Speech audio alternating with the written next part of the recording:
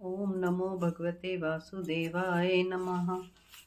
भागवत जी के स्वाध्याय में आप सभी भगवत प्रेमियों का बहुत बहुत स्वागत है। आप सभी को सादर जय श्री कृष्ण।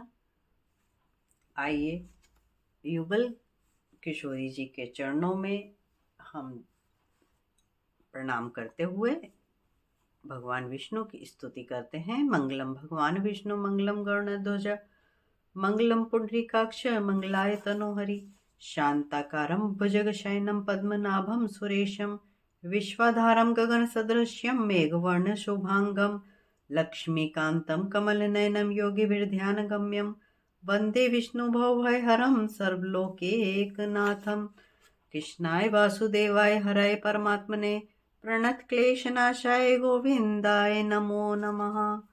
श्रीमन्नारायण नारायण हरि हरि श्रीमन्नारायण नारायण हरि हरि।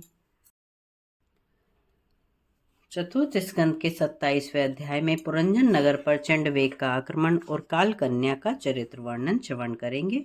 श्री नारद जी बोले, हे राजन, राजा पुरंजन के इस प्रकार अनुनय विनय करने पर सुंदरी अति आनंदित होकर अपने हाव भाव से निरंजन को लोभाती हुई प्रसन्न हुई। उसने स्नान आदि करके अपना श्रृंगार किया और भोजन आदि से निवृत्त होकर राजा के निकट आई।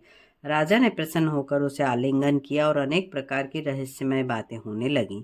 इस प्रकार राजा पुरंजन ने दिन रात व्यतीत करने लगा। काल की गति कुछ भी पता न चली। इस प्रकार विहार करते हुए उस कामी पुरंजन की युवावस्था आधे क्षण के समान समाप्त हो गई। हे राजन, उस पुरंजन से 1100 पुत्र और 100 कन्याएं उत्पन्न हुई। वे सब पुरंजनी नाम से प्रसिद्ध हुई। इसी काल में राजा पुरंजन की आयु का आधा भाग समाप्त हो गया। उस राजा ने अपने पुत्र और पुत्रियों का विवाह योग्य वधुओं और वरों के साथ कर दिया। उस पांचाल राज्य के पुत्र पौत्रों से वह पांचाल देश भर गया। फिर उस राजा ने तुम्हारी भांति अनेकों यज्ञों की कामना से पशु हिंसा करके देवता पितर आदि की पूजा की। वह अपने आत्म कल्याण के लिए अनेकों हिंसामय यज्ञ करने लगा।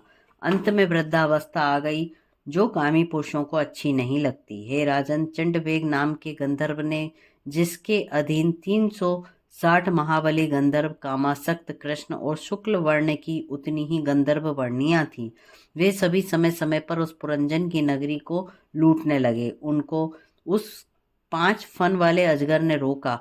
वह अकेला ही अजगर 720 गंधर्व और गंधवर्णियों से संग्राम करता रहा।